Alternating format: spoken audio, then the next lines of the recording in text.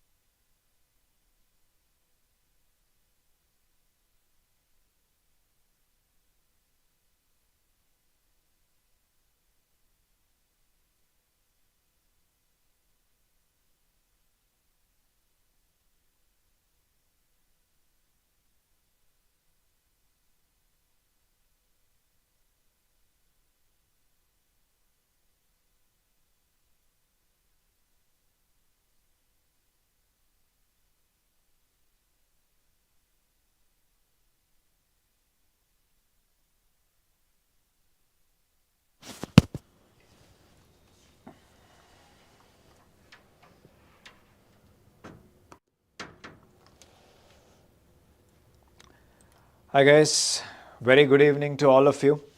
Am I audible to you guys? Can I have a yes in the chat if I'm audible? There may be a small delay of few seconds between me speaking and you guys replying. If I can just get a yes, I'm audible in the chat, you can see me and hear me, then I know I'm good to go. So, good evening to all of you, Suhasini, Shweta, Vinita. Thank you so much. Yes, audible. Great, great, great. Bhargavi, nice, nice, nice. Awesome.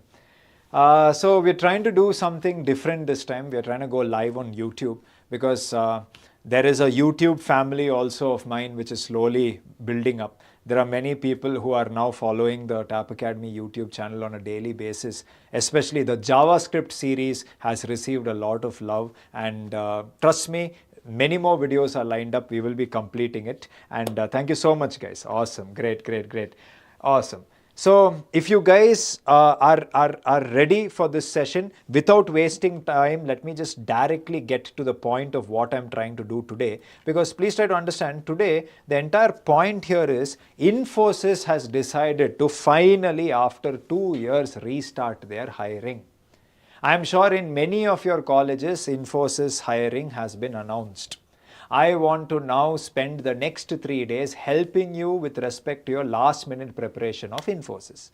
How are we going to do that? First and foremost, the point that I wanted to convey here is that the main reason why all of us have gathered here is for the Infosys interview cracker. Okay. Today, as all of you already know, these are the rounds which is there in Infosys. The first round of the Infosys test is your round where they are going to show you, they're going to ask some basic aptitude questions. Okay, so you can see there is a quantitative aptitude. Duration is around 35 minutes, and there are some 10 questions they will ask. Logical reasoning, that is to assess the ability to critically and logically think. This is some 35 minutes, some 15 questions. Then they're also going to ask us verbal questions, and of course there is the coding round. So what I have thought is, today, tomorrow, day after, that is Friday, Saturday, Sunday, I'm going to be spending 2 hours every single day with respect to helping you with respect to your Infosys exam. Okay. The first 2 days, I will be helping you with the coding round. I'll be helping you with the coding round. Sunday, for 3 hours, you are going to have an aptitude class, right? Where they will be solving n number of questions which is commonly asked in Infosys.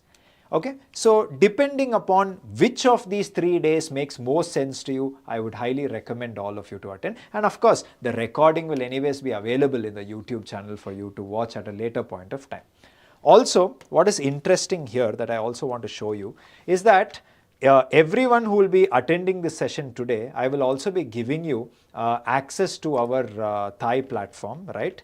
And here, for the non-TAP Academy students, please try to understand, if you go to these assignments, you'll have something called as an Infosys interview cracker.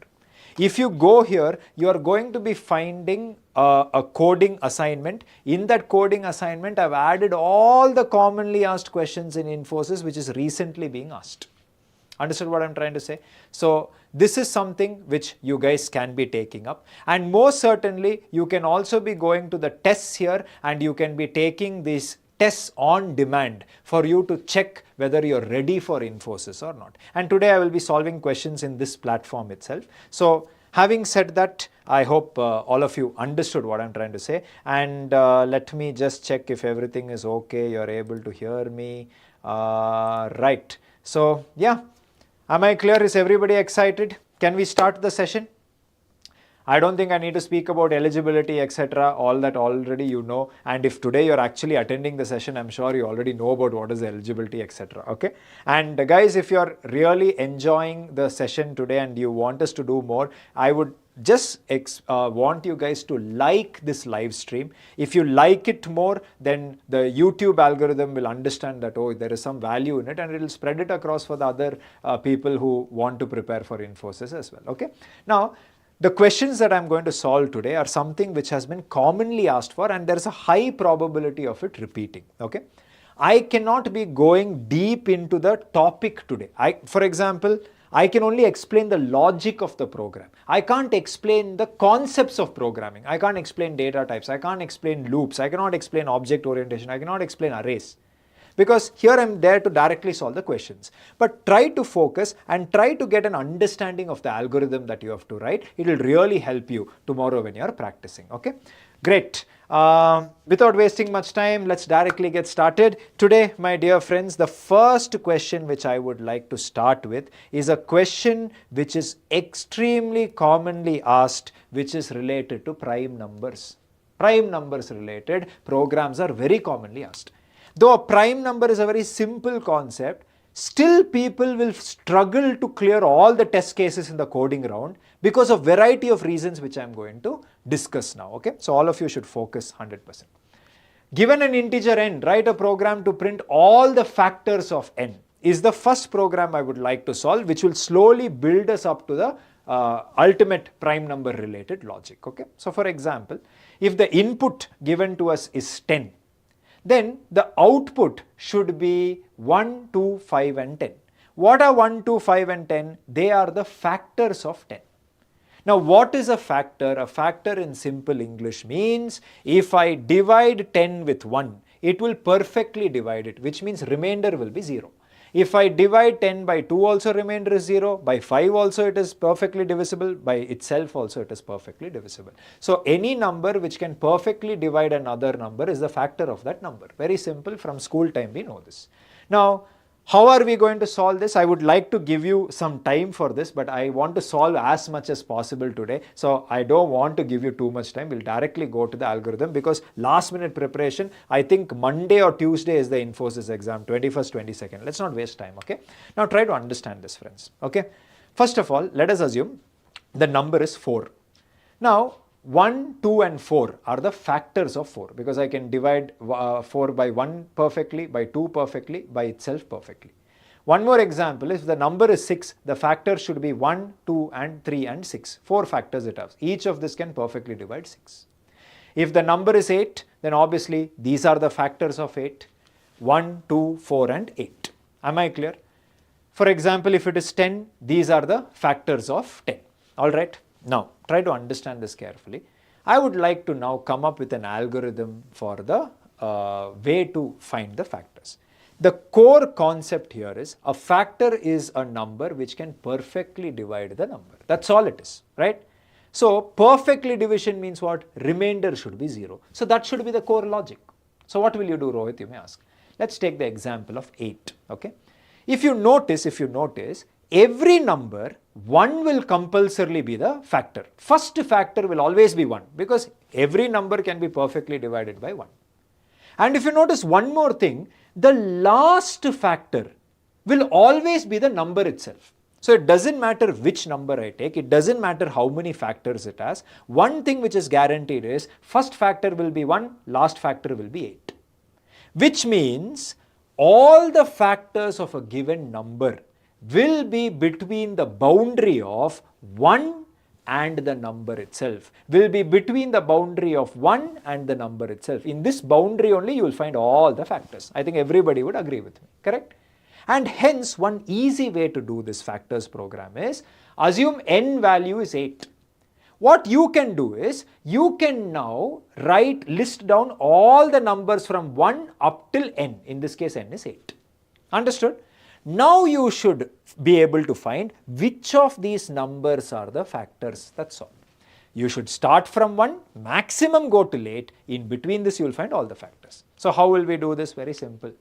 I will write a loop where I will appoint one fellow called as I, who is going to start from 1 and go till 8. 8 in this case is n. From 1 till n the loop will traverse.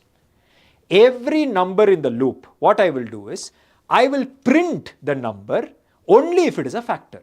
Now how do I know if it is a factor? And those of you are thinking, what is this yes.o.p? In Java, printing is system.out.println. In short, I am writing it as yes.o.p. Right? So one easy way is, I'll write a for loop. Inside the for loop, I will say, hey, listen, I should be starting from 1.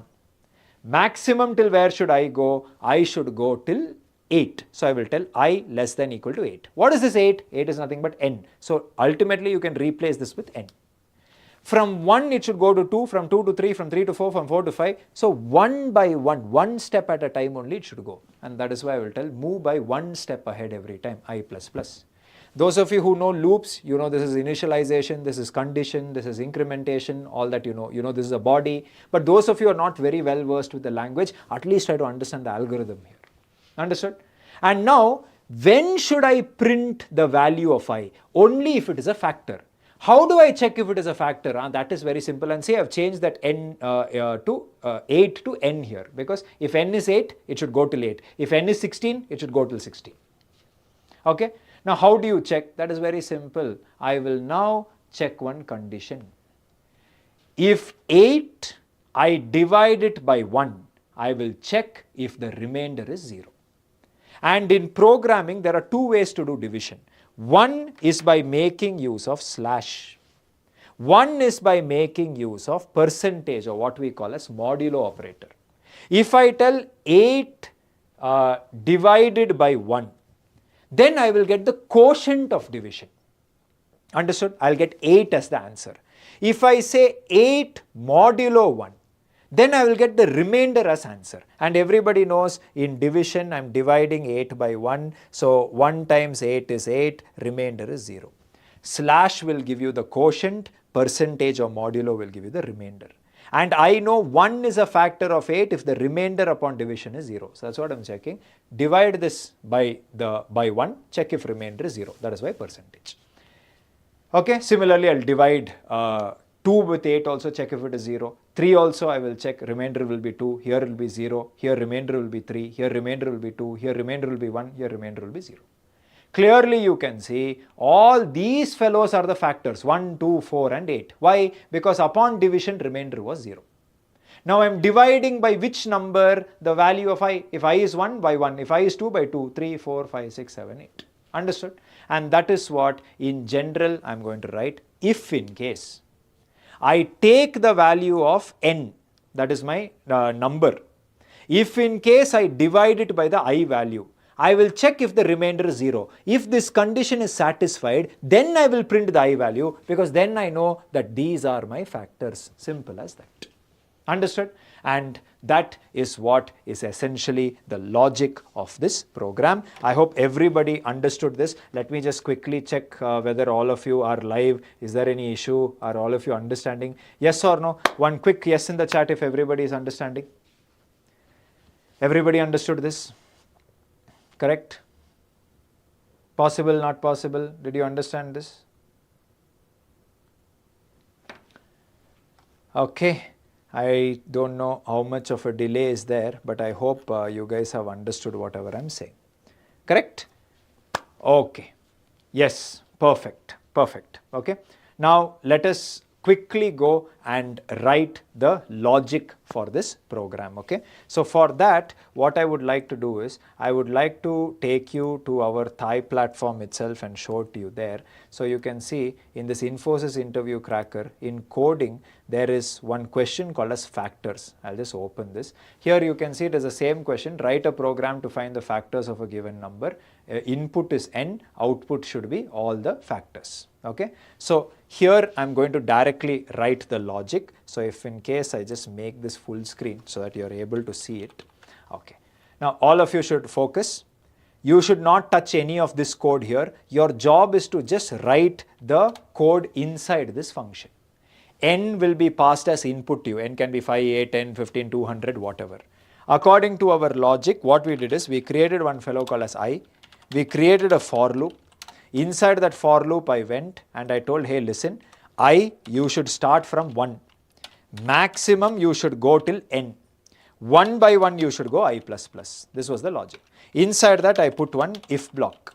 And I told, if in case the n value, when divided by the I value, is the remainder equal to 0.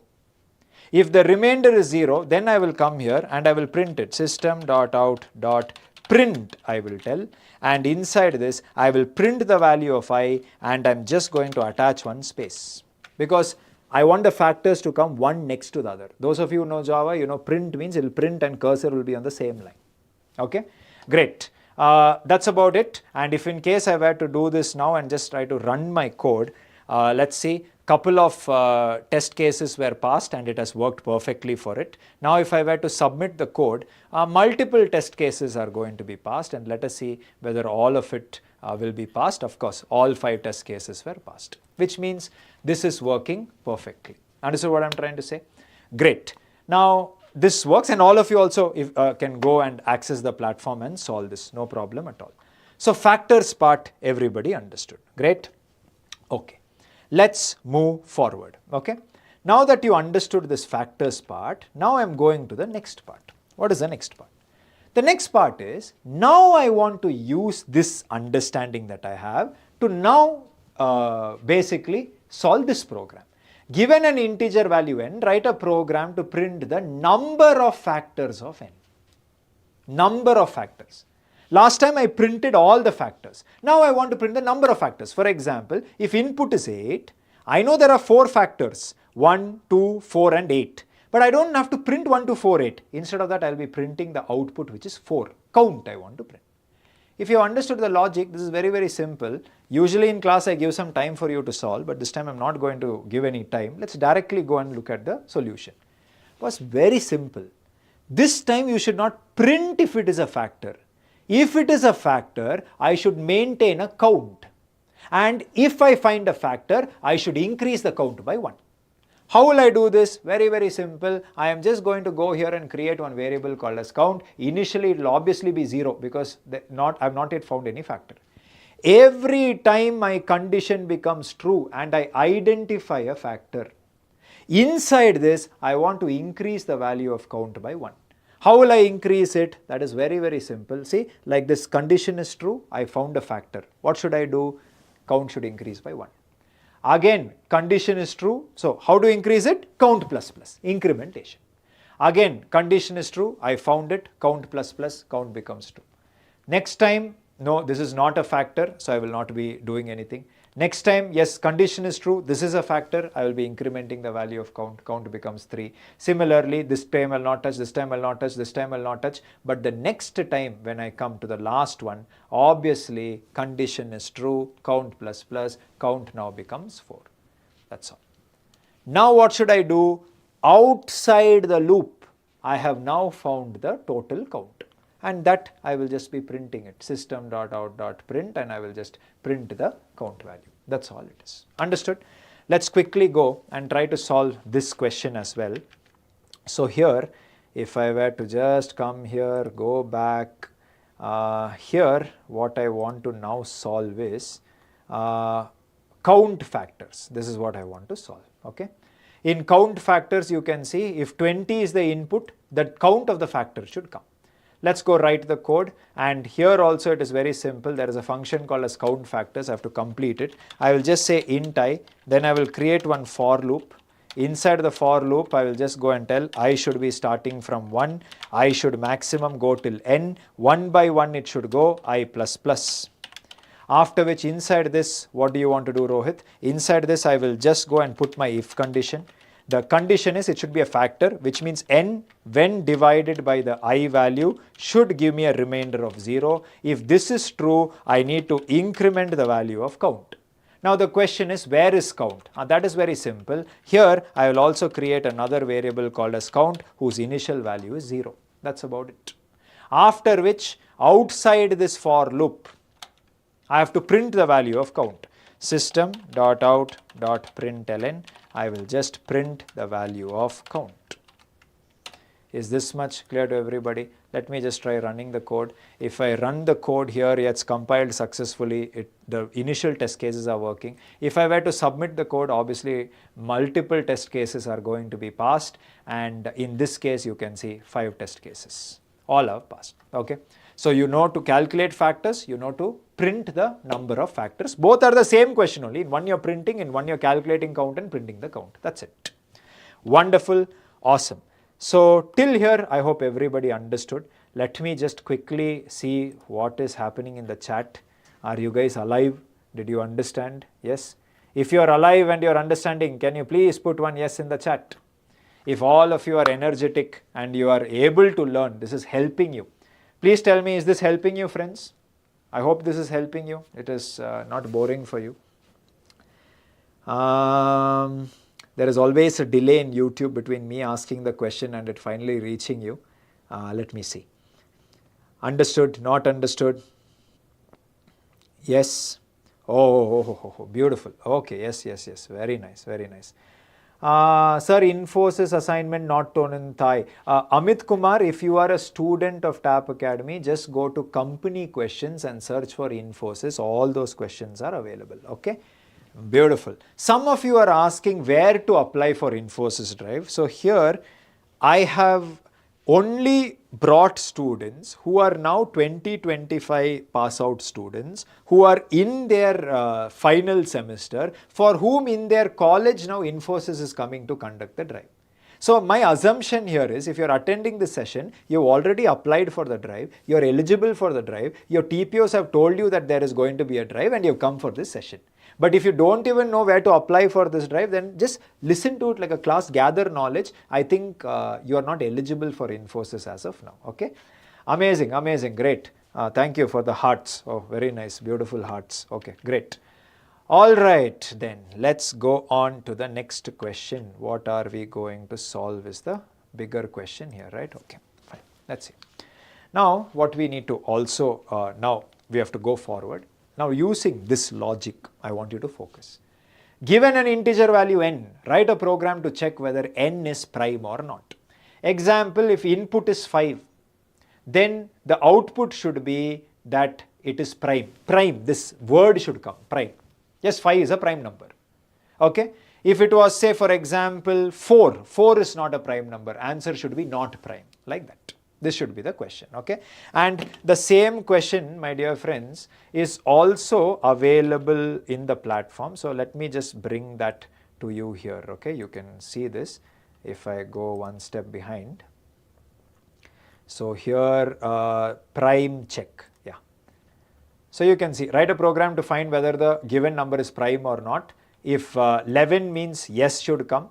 Okay, and here if it is 15, no should come. Some people will say print yes, print no. Some will say print prime, print not prime. Depending upon the question, it will change. You just have to change the print statement. That's all.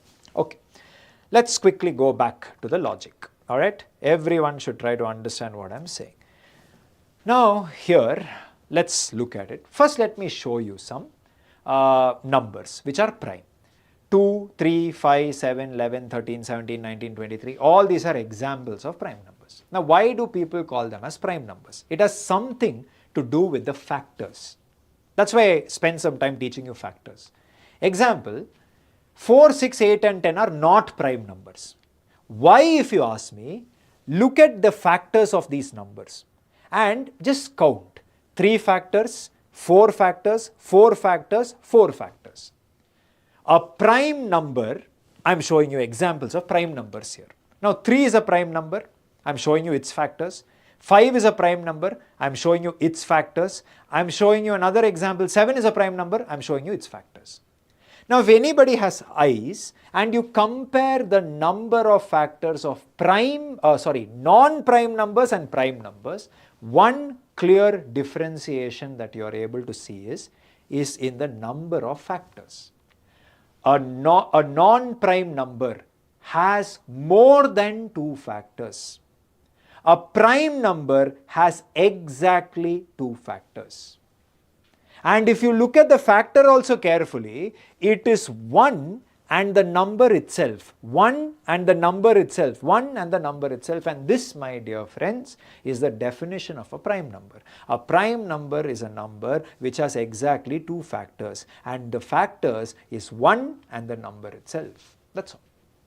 Now, what is the logic that we can apply here?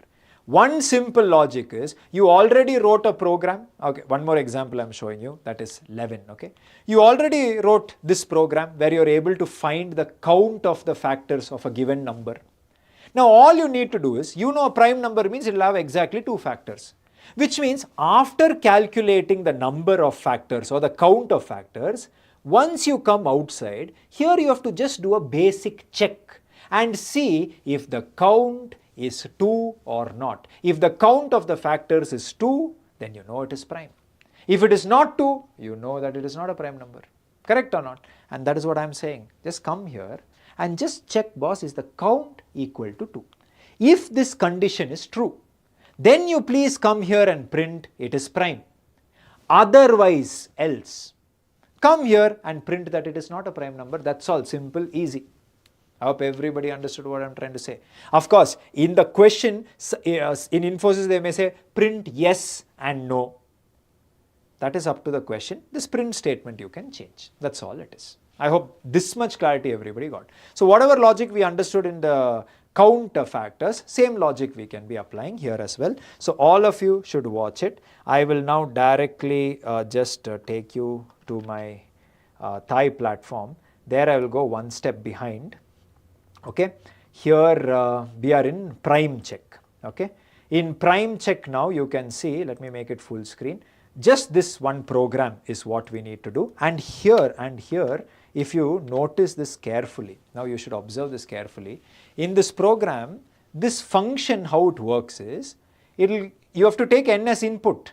After calculating whether it is prime or not, you should either return true or false. You should either return true or false. You should not print.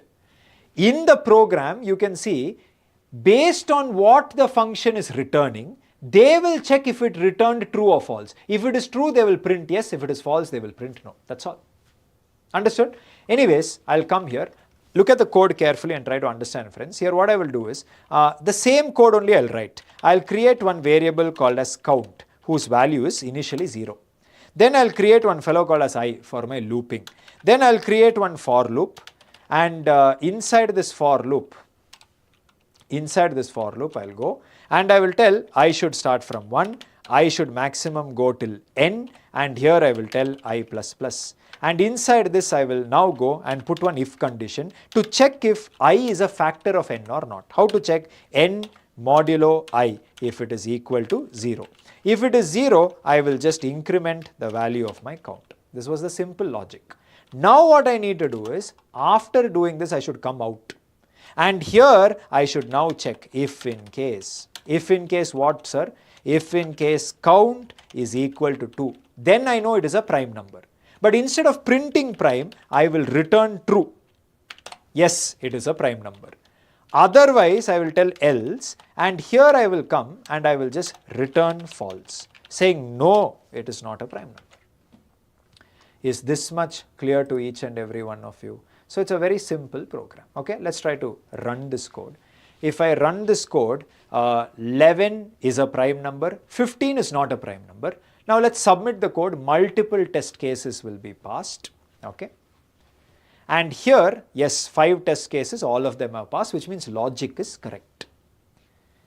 Till here, did everybody understand? Yes or no? Please make sure you are putting that in the chat so that I know that you guys are able to understand what I'm saying. Yes? No?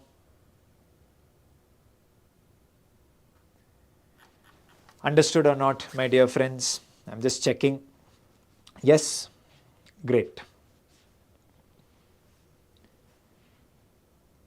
Yes? Okay. Awesome. This much we have understood. Okay. 2 is a prime number. Okay. Because 1 and 2 are its factors. Okay. Great. But, if tomorrow or say Monday, Tuesday, whenever Infosys exam is, in the coding section, if they ask you to check whether a program is a prime or not, if you write this code and when you execute, there is a 99% chance, that you will not pass all your test cases. In fact, you will get something called as time limit exceeded error. Time limit exceeded error. How many of you, I don't know if you have seen this error, usually you will get this, time limit exceeded. Understood? Because the program, basically what the system is telling is, the code that you have written is not efficient. It is taking too much time. Understood what I'm trying to say? And because it is taking too much time, your code is not efficient, I will not consider this as the right solution. They will say this. Now, why? You only think about it, okay? Now, let us assume n value is 10. If n value is 10, we know it is not a prime number. But for a program to understand it is not a prime number, it should start from 1, go till 10. Then it should take 8, it should take 10 divided by 1. Check if it is a factor or not. Then 2, then 3, then 4, then 5, then 6, then 7, 8, 9, 10. 10 times it should check. If n value was 100, 1 to 100, 100 times it should check. If n value is 1000, 1000 times it should check. If n value is 10,000, 10,000 times it should check. If n value is 1 lakh, 1 lakh times it should check. This is not efficient. This is where a student who is learning data structures and algorithms will do something called as a time complexity analysis and say that this is a linear time complexity. It is big O of n. It is not efficient. As the size of n increases, time also will linearly increase and this will slow down the program. Correct or not? That means, though prime number is a very simple concept, writing an efficient solution requires brains. Understood what I'm trying to say, friends? Okay, beautiful. Which means now let us look at an efficient way of doing this. Okay, let's look at the efficient way of doing this. Now everybody should focus and try to understand what I'm saying. Now, see here, you only logically think and tell me. In this case now, again I'm just showing this here, watch. All the numbers, whether it is non-prime or prime, you will notice one thing is common. The first factor is always 1. Which means, think logically, if I ask you to tell me whether a number is a prime or not a prime, using 1 as a number or a factor makes no sense, because it is common for prime also, it is common for non-prime also. Understand what I'm trying to say? For example, I hope during your school days you remember, right? There were some special days like Wednesday, Saturday, where we would belong to different clubs or houses, right? They would put us in different houses. So one house will have to wear a yellow shirt, one will wear a red shirt, one will wear a blue shirt, correct?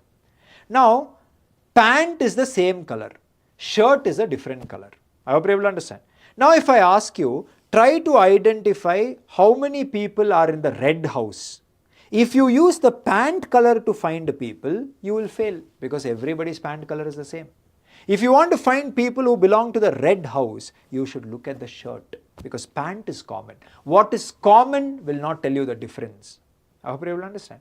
That is why for both non-prime and prime, the first factor is always 1. So even using 1 is pointless. Even checking whether 1 is a factor or not is pointless. It is a waste of my time. I shouldn't even have done it. Why should I check if 1 is a factor? I know it is a factor of all numbers.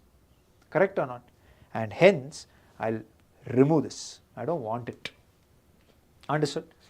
Now, if you look at it carefully, one more thing you will notice.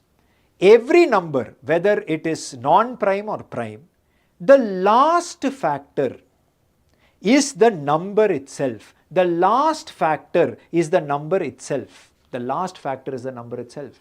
Which means if I ask you to find out whether it is a prime or not prime, using the number itself as an index is again waste of time, because I know every number will be its own factor for sure.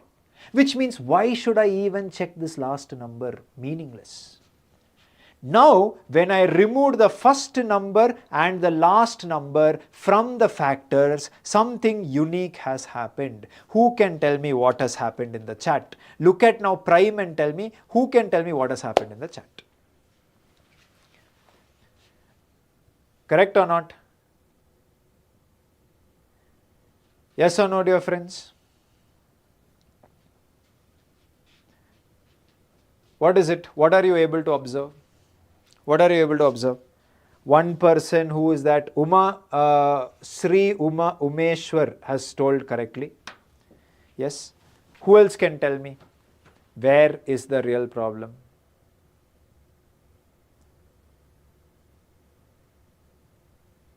Yes? Correct. Absolutely right. Absolutely right. As you can clearly see here, that the number of factors of prime numbers is 0 if I remove 1 and I remove the number itself. Understood? Which means one way to make the logic more efficient is, boss, in this count, even if I find the count to be 1, if I find even one factor in this logic, if I find even one factor, I should now clearly, directly return false. It is not a prime number. If I don't even find a single factor and I come outside and the count is 0, then I can say it is a prime. Small modification. Yes or no? So clearly you can notice, one is, I don't want 1 at all, which means here, why should I start from 1, boss? Why should I start from 1? I will start from 2 onwards, because anyways the first prime number is nothing but 2. So I will say here I, instead of starting from 1 to n, right, I can make it start from 2 onwards, because 1 is not even considered. So I'll go here and I will make this as, so you can clearly see, alright. Is this much clear to all of you? This small difference is clear to all of you? Now one more thing I'm showing is, look at this, number is 4, okay, 2 is the first factor. Number is 6, 3 is the first factor. Okay, sorry, is the last factor. Look at 8, 4 is the last factor. Look at 10, 5 is the last factor. Now if you observe carefully, one optimization was, don't start from 1, start from 2, because we removed 1 from the equation. Now I am saying, last number also we removed from the equation. Now, instead of going from 2 to the number itself, I want to reduce the number of iterations. How will you reduce the number of iterations? Look carefully. For 4, what is the factor here? 2. 6, what is the factor here? 3. 8, what is the last factor? 4. 10, what is the last factor? 5. Now there is a correlation between the number and this last factor. Clearly ICE is able to see 4 is a number, divided by 2, 2 is the last factor. 6 is the number, divided by 2, 3 is the last factor. 8 is the number, divided by 2, 4 is the last factor.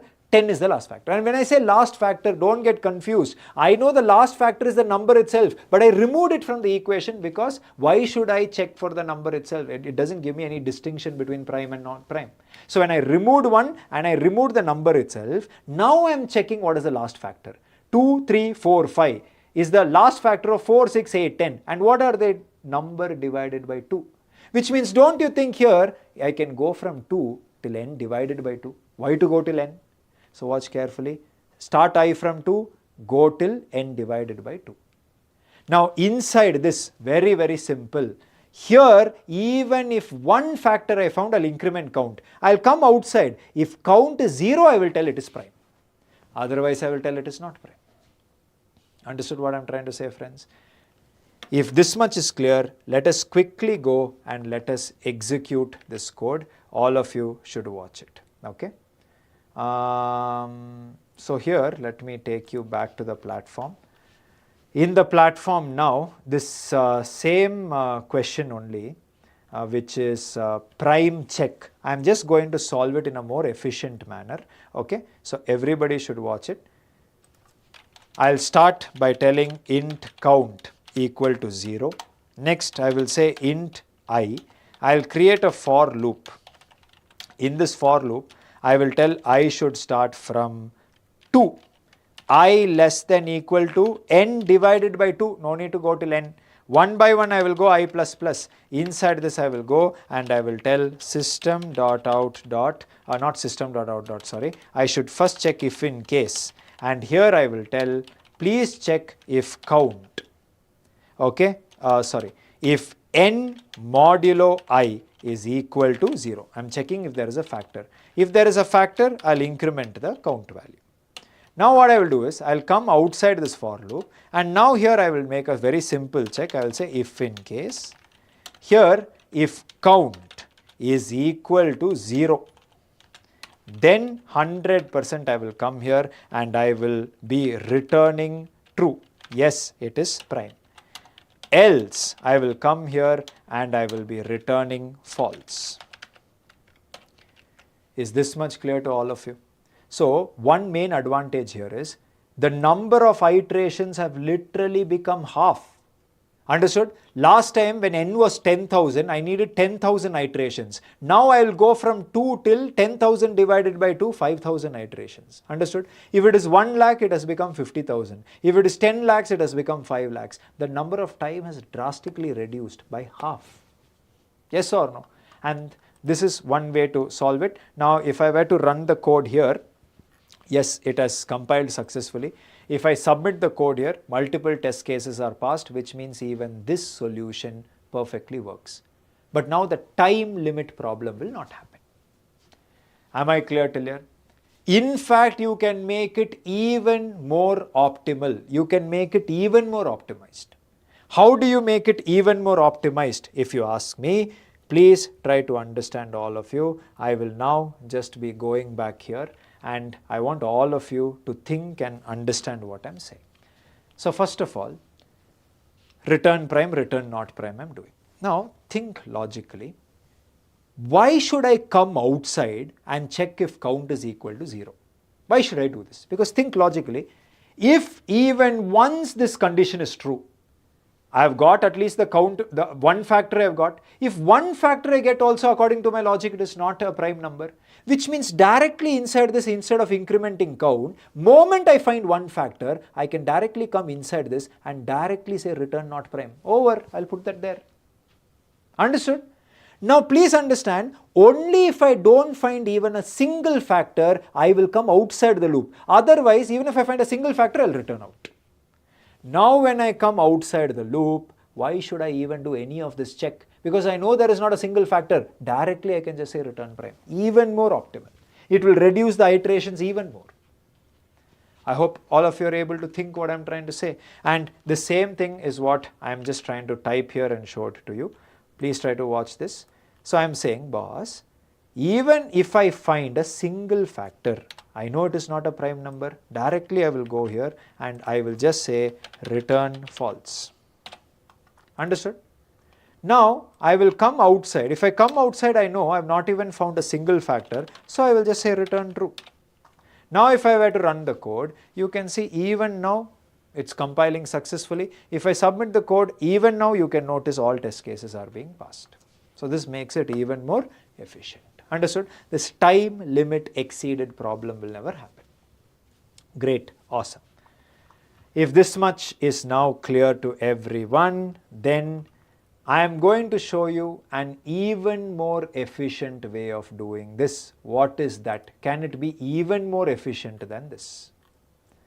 Okay. Now, so some of you are asking how to get the website of Tap Academy to practice further. So there is a form here that we have pinned. Can you see in the chat one form we have pinned? If you fill that form, you will get an email from us. Just follow the steps in the email, you can register. Okay, great. Okay. What else? What else? What else? Right. Okay. Password and mail not working. Is this a problem for everybody or a few of you?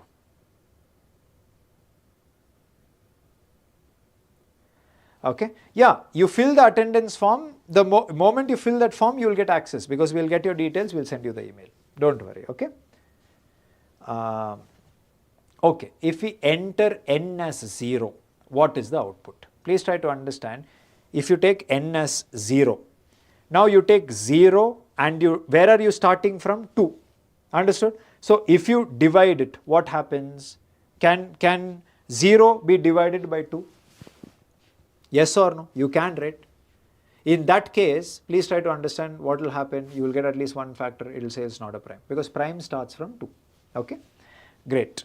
Now let me show you one more way to do this. Okay. Now, basically, what has happened is mathematicians long back have analyzed prime numbers. It's a very fascinating concept, and what they have understood is that, see, the first factor of a number usually will appear somewhere between the root of that number. Will either be equal to or lesser than the root of the number. So what they're trying to say is, by doing a lot of analysis, they understood the first factor that a number will be getting usually will be lesser than, will appear before or maximum by the root of that number.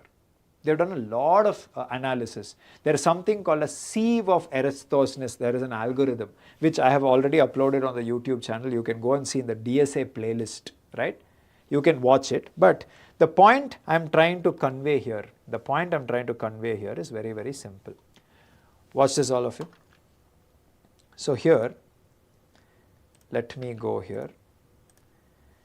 And in this particular case, basically what I'm trying to say is, this n by 2 is also not required. We can do it faster. Okay. What do you mean, sir? You may ask. Try to understand. This I less than equal to n divided by 2 is also not required. You can actually go till root n. Understood? You can start from 2, go till root n, because the first factor of a number, I repeat, will appear before or maximum by root n. So no need to even go till half. And root n is any day much more efficient. Now, how do you write this condition? Go from 2 till root n. That is what I'm trying to show you. Watch this carefully. Now, 9. What is the first factor of 9? 3. Now, what is this 3 root of n? Okay, let's take one more example. Let's take 16. The first factor comes,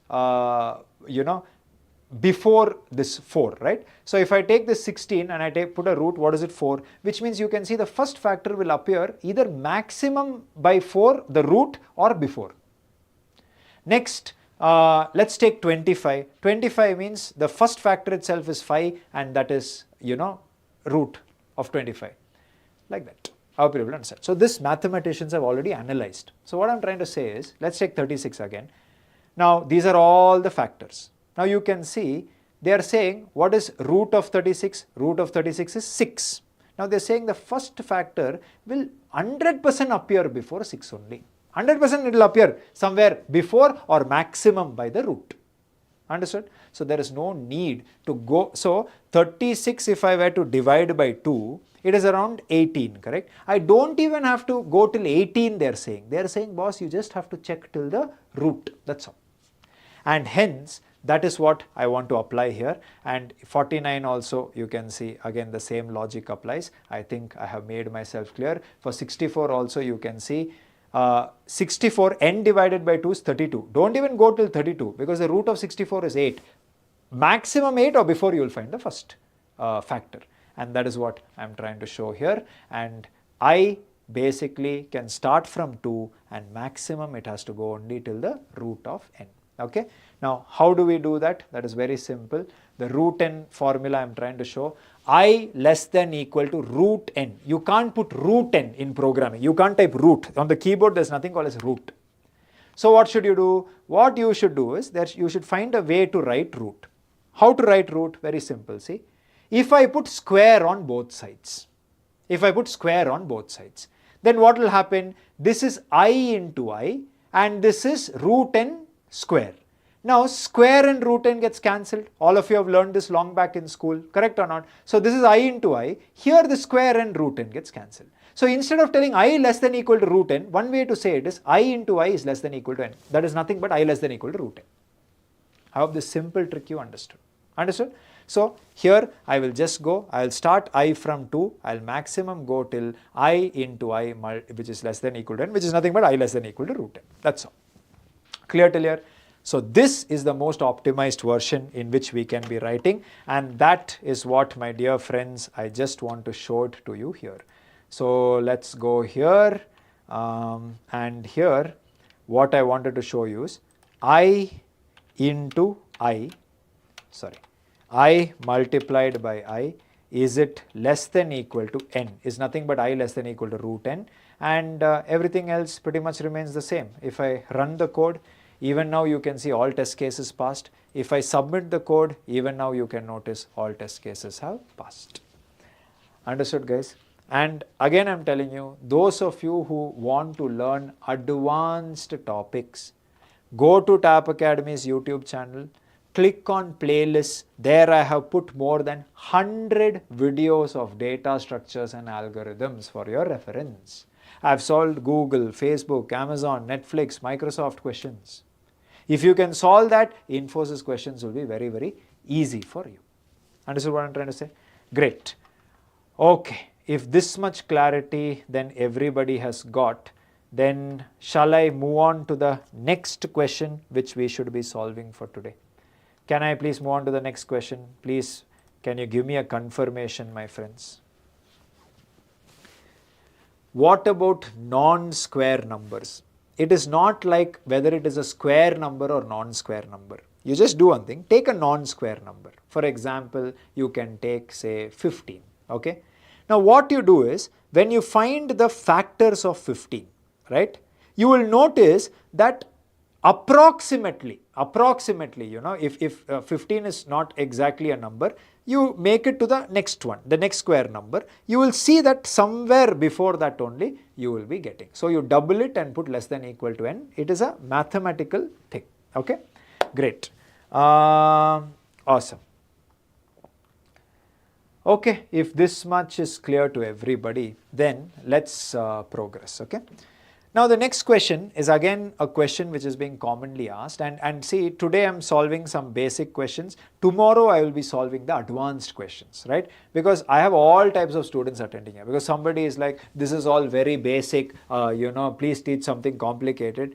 For you it may be basic, but there are many students here for whom this itself is very complicated and they did not know this. Tomorrow will be the day where I will solve all the complicated questions. Okay.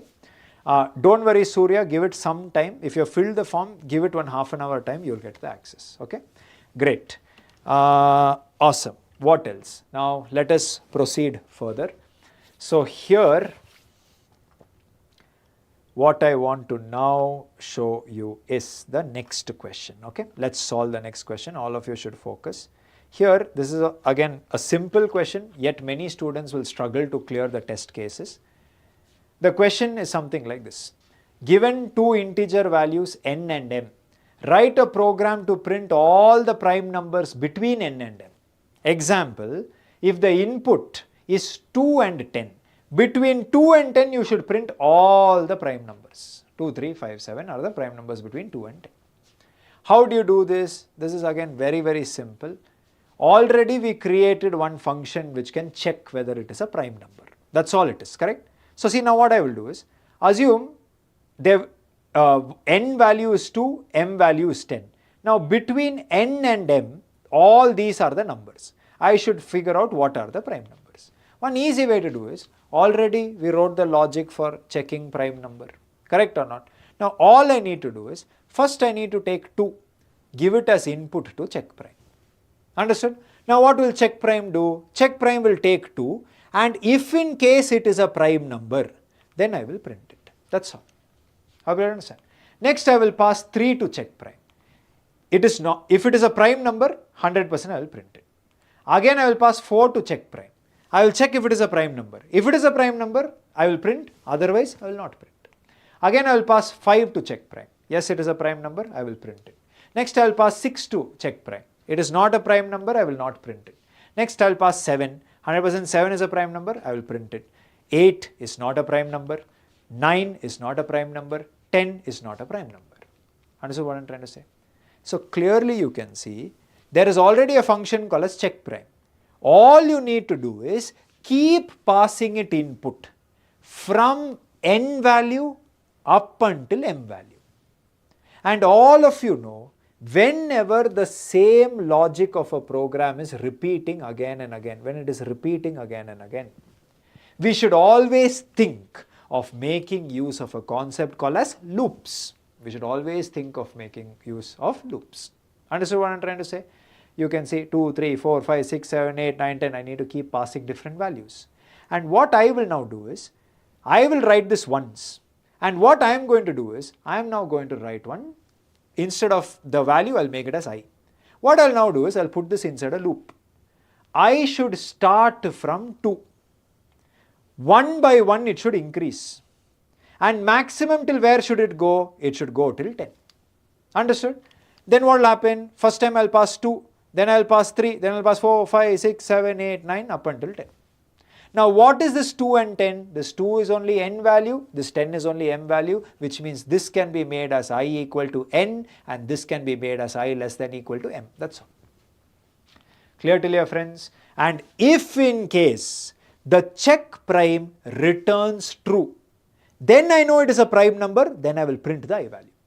If in case it returns false, I will not print anything. So it's a very, very simple program. Did everybody understand this much? I'm sure you have grasped the logic, correct? Now quickly, I will just go and try to write this logic and show you what I mean, okay? Watch this, all of you. So if I were to take you back here, you can see this is check prime, correct? Now I will go back one step. I'll open this question, print numbers between n1 and n2. Some will say n and m, some will say n1 and n2, it doesn't really matter. I will go here, and now what I need to do here is, so you can see there is a function called as print prime numbers, n1 and n2 is passed. Now what I will do is, watch this carefully, above this, I will go and create one function. I'll call this function as, for example, static boolean, and I will call this function itself as check prime.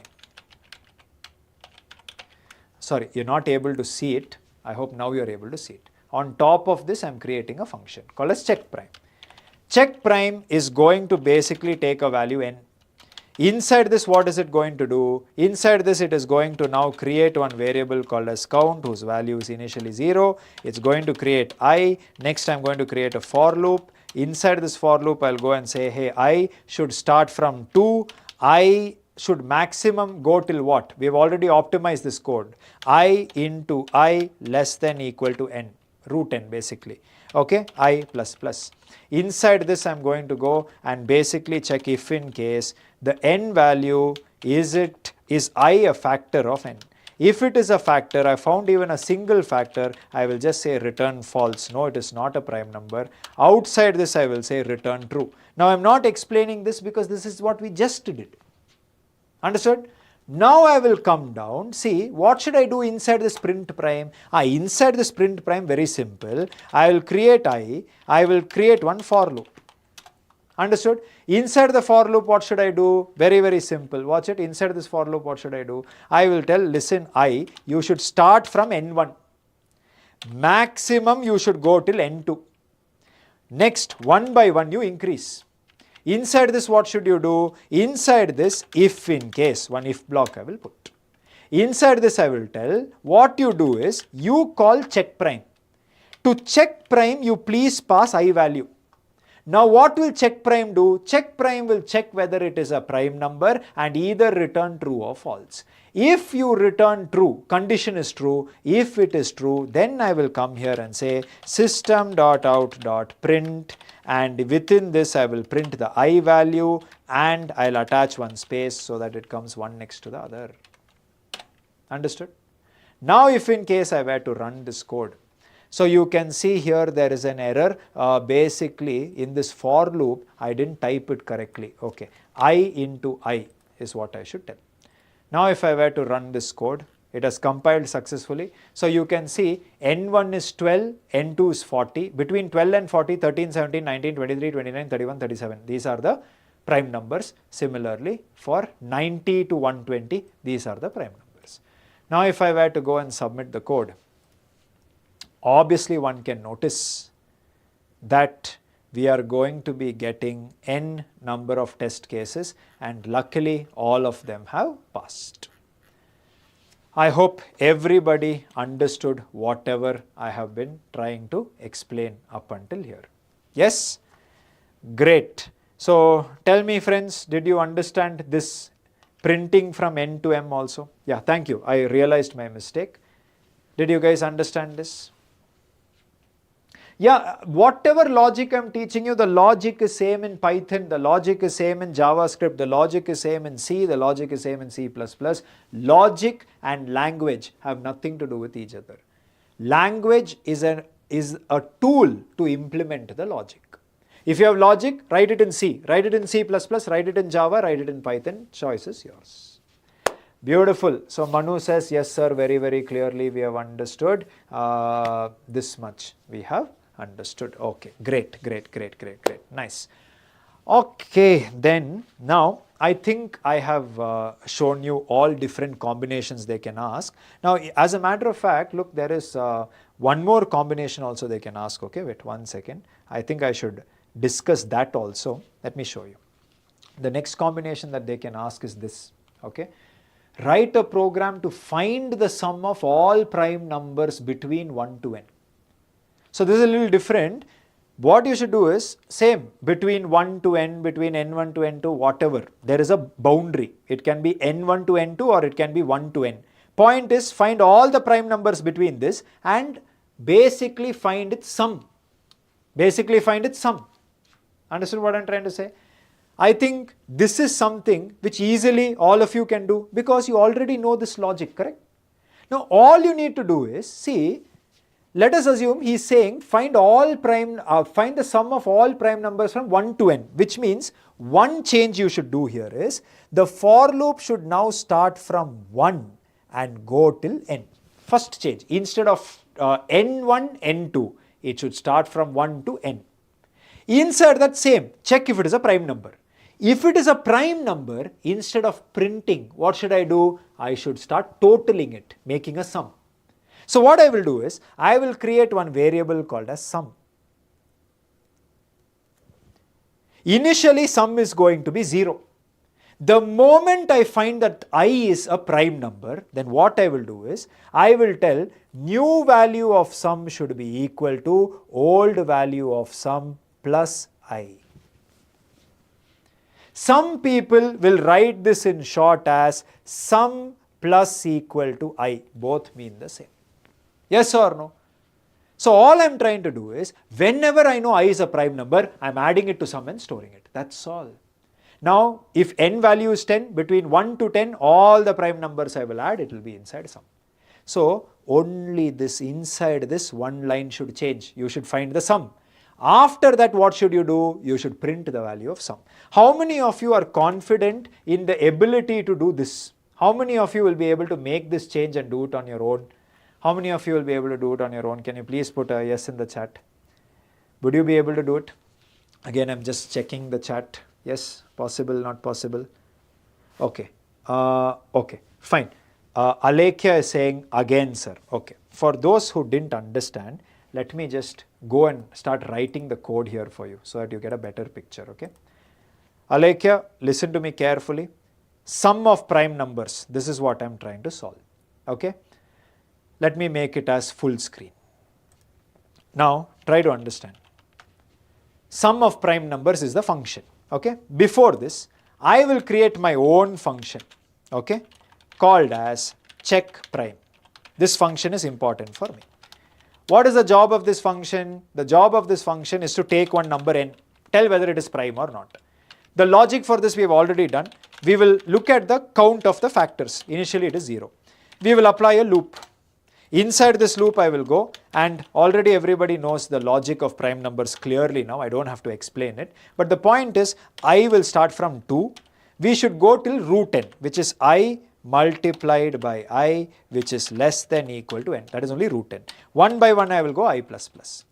Inside this, what do? We check in if in case that I value, is it a factor of n. If it is a factor, then we know according to our logic of prime, one factor also should not be there. Hence directly we will go and say return false. Outside this loop we will go and say return true. This was the check prime. Now I am saying inside the sum of prime numbers, what you should do is create one I. Next here create one for loop. Inside this for loop, what I will do is, I will start from 1, maximum go till n, because from 1 to n I should find the sum of prime numbers. One by one I will go forward I plus plus. And now inside this, watch. First of all, I will check if I is a prime number. How? I will call the check prime function. I will pass I. Understood? Next, inside this I will go, if in case check prime tells me that yes, I is a prime number, then I should not print it. I should now total it. I should find the sum. So what I will do is, I will go here, create one integer called as sum. Initially sum will be 0. Now what I will do, inside this I will say, new value of sum should be equal to old value of sum plus the value of I. That's all. Understand what I am trying to say? So when this loop works, every time I is a prime number, I will keep adding it to sum. Understood? So between 1 to 10, 2 is a prime number, so sum will become 2. Then 3 is a prime number, sum will become 5. Then 5 is a prime number, sum will become 10. Then 7 is a prime number, sum will become 17, like that. Ultimately, outside this for loop, I will come and I will print by telling system.out.print ln, and what should I print? I should print the value of sum, right. Now if in case I were to run the code, it is giving me some errors. It is saying you have not, wait one second, what was the error? Error was in line number 21, semicolon. Oh, my spelling is wrong, sorry. Return spelling is wrong. Okay, fine. Now if I run the code, compiled successfully. So you can see if input is 10, 18.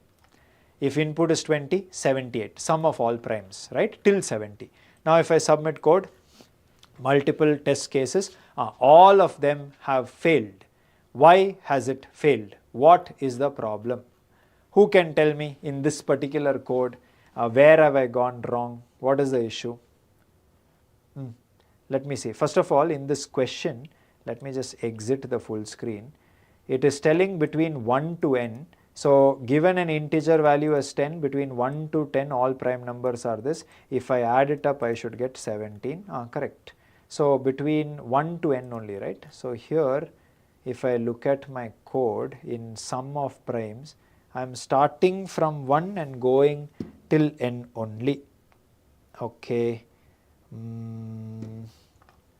Alright. I plus plus, check prime, and I should just be printing it, right? Yeah, who can tell me, is there any issue that you are facing it? Time complexity, I think. If it was time complexity, test case will not fail. You will get an error called as time limit exceeded error. Test case will not fail. What is the use of count variables, sir? Okay, though I think search for knowledge, you have just joined the session now.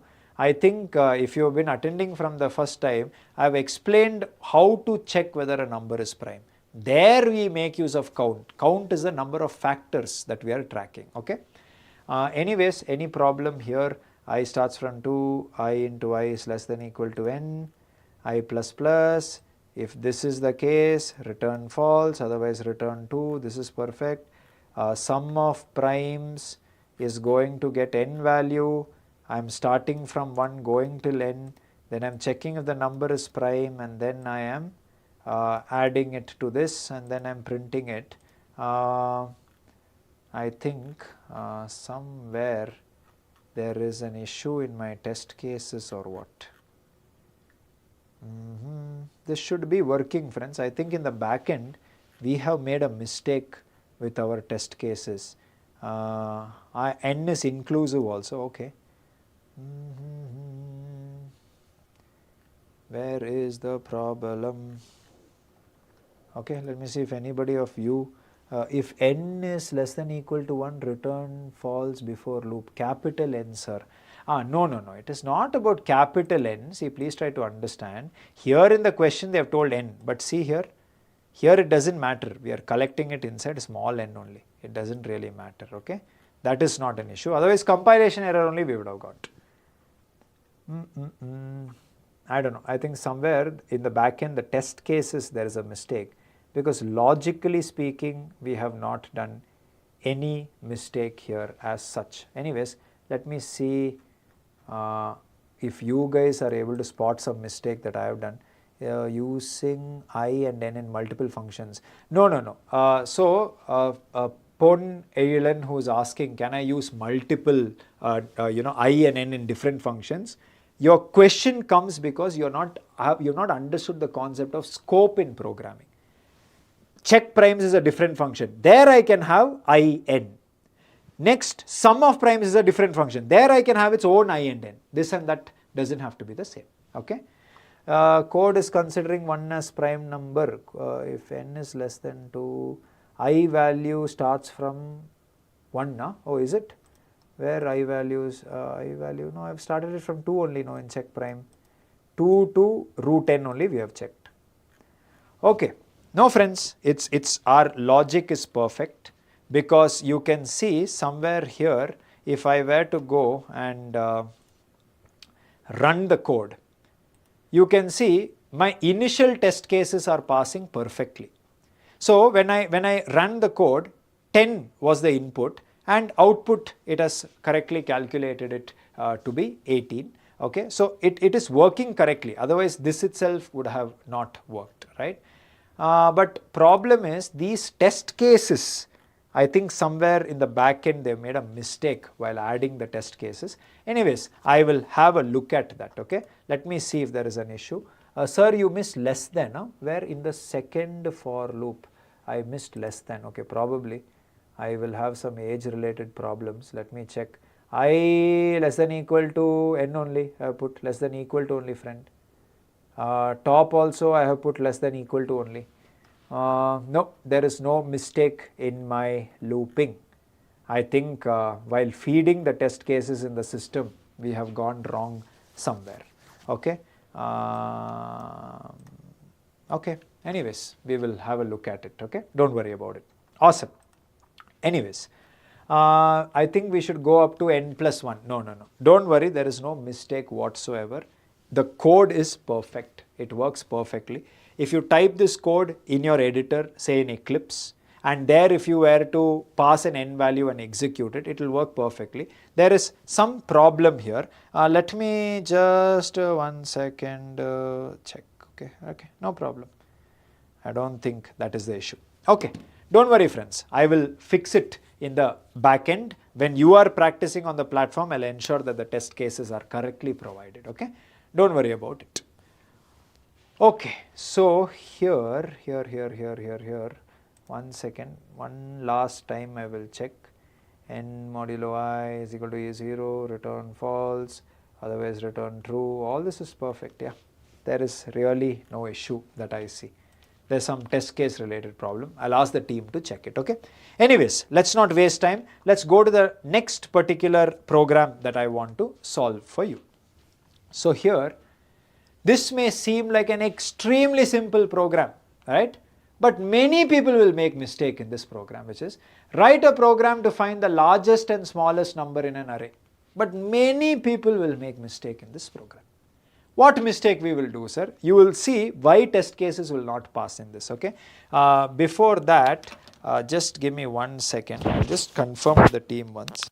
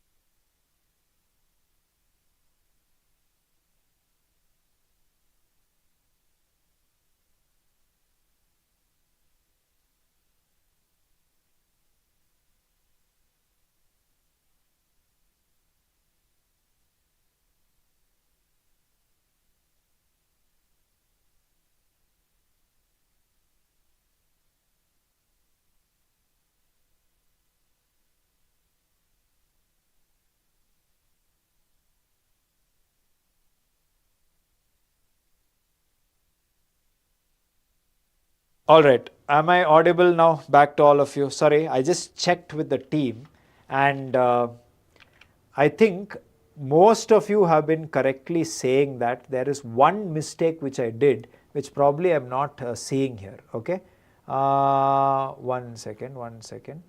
Where did you say if the situation they consider or not? Oh yeah, so here. Okay, got it. Okay, those of you who, are you able to hear me now correctly, friends? Yes, am I audible to all of you? Okay. Now, there is actually one mistake that we have done. Let me show it to you, okay?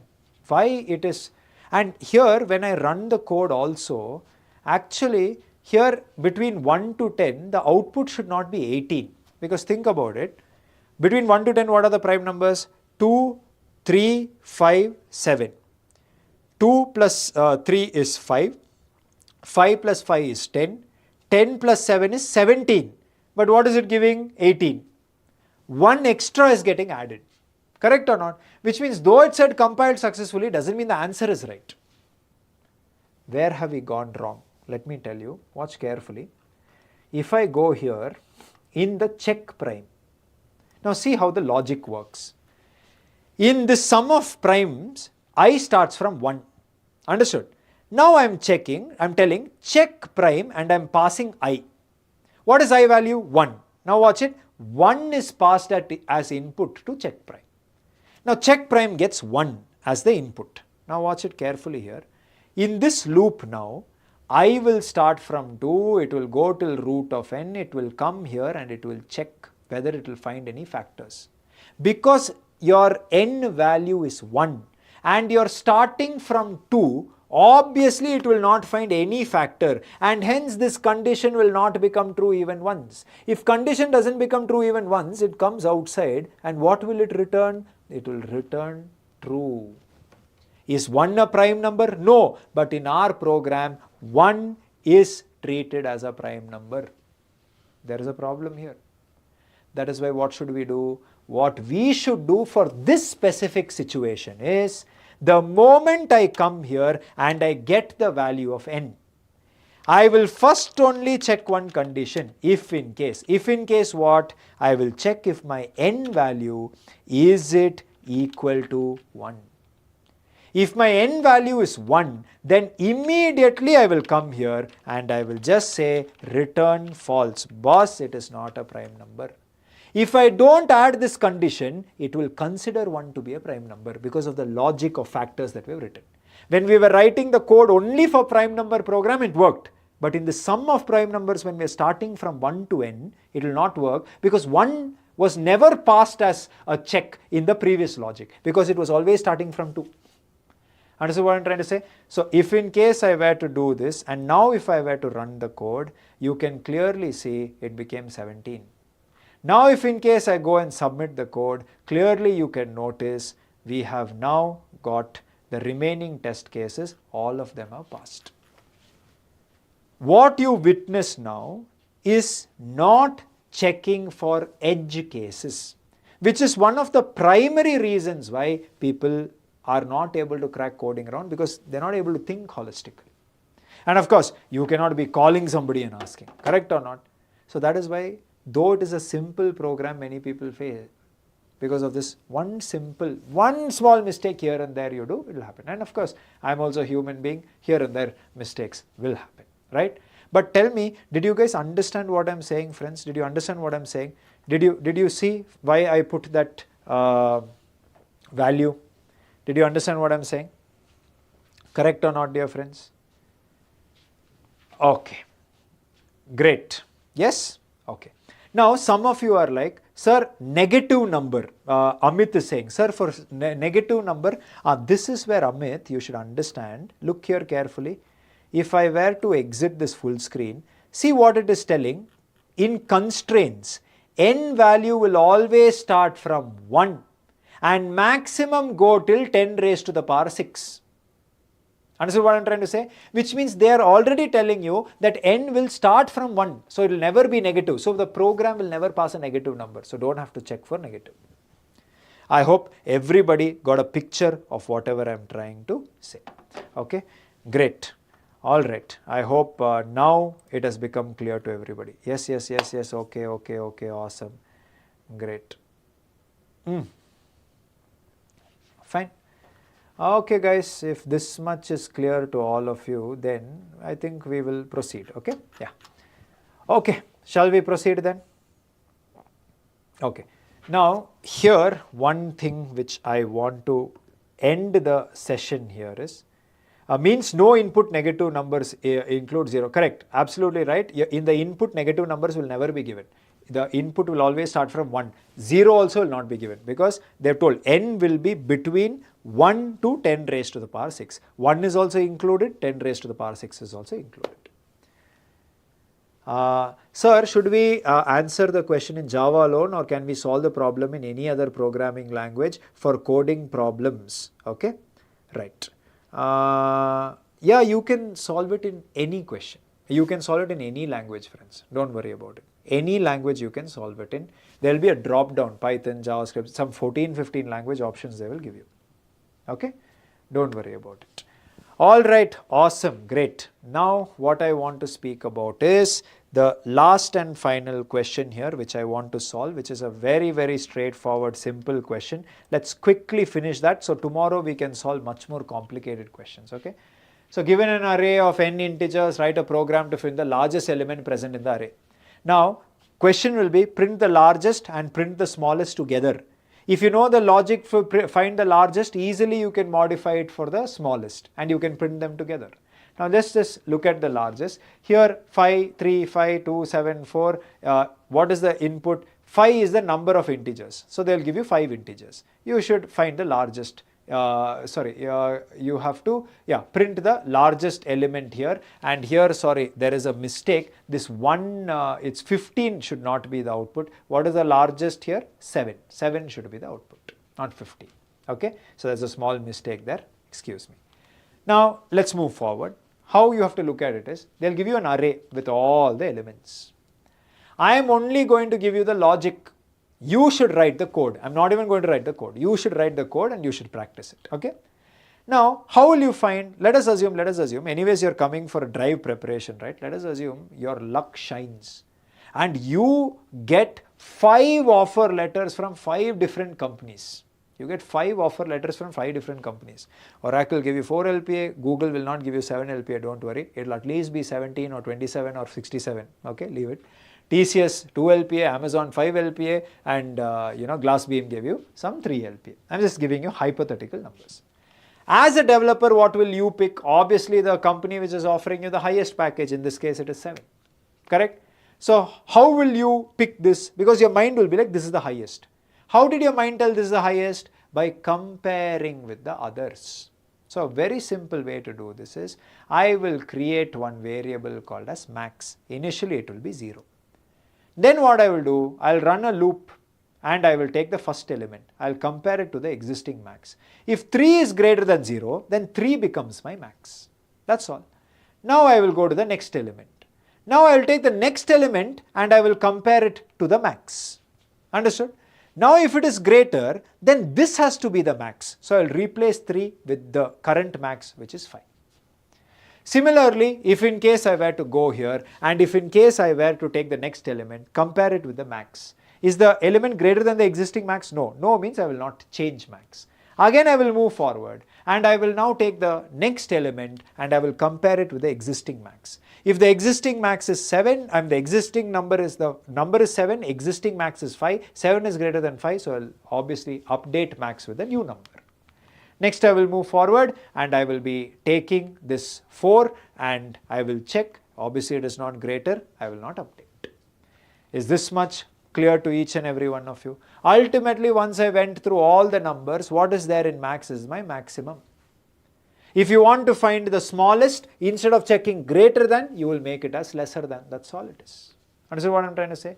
And the same thing is what I'm also showing you. If you have to write it as code, write a loop which starts from the first index till the last index, which is first index is 0. So I'll write a for loop. Here I will tell I should start from 0 and go step by step. Maximum till where it should go? Last index. What is the last index? 4. 4 can be less than 5. That is one way to write it. Then next I will check, is the ith element greater than the max? If it is greater than the max, then max will be the element. Otherwise I will not touch it. That's all it is. It is a very simple logic. And here, instead of telling 5, how to know which is the last index? You know the size of the array. If the size of the array is 5, 1 minus the size will always be the last index, because array index always starts from 0. In Java, there is a way to get the size of the array. That is called as AR, name of the array, dot length. If you say AR dot length, you will get the total size of the array. If the size is 5, less than 5 will be 4. If size is 10, less than 10 will be 9, so on and so forth. Understood till here?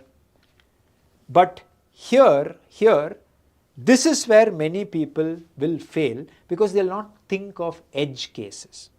Now let me give you one example of an array and you tell me whether our logic will work. In our logic, let us assume this is an array, size is 5. I'll go here 0, 1, 2, 3, 4. Assume the name is AR. Assume the elements are like this, minus 1, minus 6, minus 8, minus 10, minus 4. Understood? According to your logic, what will you do? You will start the loop from I equal to 0, go till the end. You will create one variable called as max. Initially, max, you will make it as 0. Initially, you will make it as 0. Now, my question to you is, if you initially make max as 0 and now try to find the largest element in the array, will it work, yes or no? Will it work, yes or no? Who can tell me in the chat?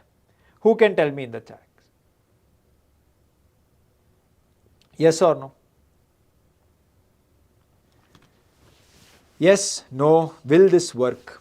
Will this work, yes or no?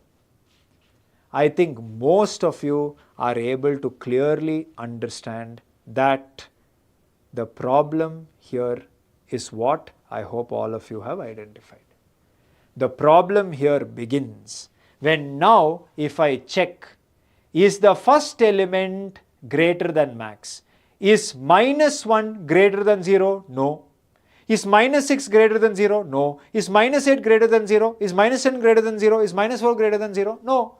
Which means now it will tell that the max is 0. But unfortunately, your maximum element here was not 0, it was minus 1. Yes or no? Correct. As some of you are rightly saying, there are two approaches here. One approach is give the value of max as a very, very large negative number. For example, minus 9999999 like this. This is one way. Or the other way is take the first element in your array and make that as max. If I make the first element in my array as max, now max is minus 1. Now I can start from the second element and I can check, is minus 6 greater than minus 1? If so, I will update it. Next minus 8, next minus 10, next minus 4. So now what will happen? Max initially starts with one of the element in the array and then the check happens. These kind of checks and balances, if you're not doing, you will not clear all your test cases. So I'm not going to write code for this. I want all of you to go and try to write the code for it and do it. But the point is that I have started today with some basic programs and my aim is to help majority of people. If there are few people who found this extremely simple, I already know it. I wish you all the best, and I told you there is something for you also at App Academy. Go to the DSA playlist and get into the world of Google, Facebook or your Mang companies. You will see complex questions. Tomorrow when you come, a lot of medium to hard level questions is what we will be solving. So please make sure to practice it. If you get into Infosys, the good news for you is they will give you training initially. You will learn a lot in Infosys. Yes, it is a service-based company. Yes, maybe the package is not too high, but it's really good. And nowadays, Infosys is also offering 9.5 lakhs package, right? For a certain role. I don't know what exactly it is, right? And yeah, one more way is you can say integer.minimum value. That is absolutely right, Vaibhav, because I am not only speaking to people who know Java. That is the reason why I have not told it, okay? That's great. So today I will end the session here. Tomorrow 11:30 in the morning, 2 hours we are going to have the session. 11:30 till 1:30. We are going to solve medium to hard questions. Make sure to stay tuned. Also, if you have not subscribed to the Tap Academy YouTube channel yet, I highly recommend you to do it. I'm going to have multiple such live sessions almost daily from now onwards. Plus, I have uploaded the world's best JavaScript series. You can go and watch it. If anybody wants to learn JavaScript, wants to learn MERN stack, you will not find a better resource than this. So I highly recommend all of you to go and check it out, okay? Thank you so much for attending. I wish all of you all the very best, but I'm going to see you again tomorrow at 11:30 a.m. Till then, take care of yourself and keep practicing, okay? And if in case you don't clear Infosys, don't worry, TCS is in the pipeline. Multiple MNCs are in the pipeline. February and March is going to boom with hiring. So make sure you are ready to grab those opportunities, okay? 11 a.m. in what country? Oh, Dan, I didn't realize you're from another country. 11 a.m. Indian Standard Time, my friend. I don't know which country you are from. But yeah, great. That's great. Okay, awesome. Thank you so much, my dear friends. Okay, thank you for attending. And I hope you guys, clear this particular interview. Okay, bye-bye. I'm ending the live session for now. See you. Okay.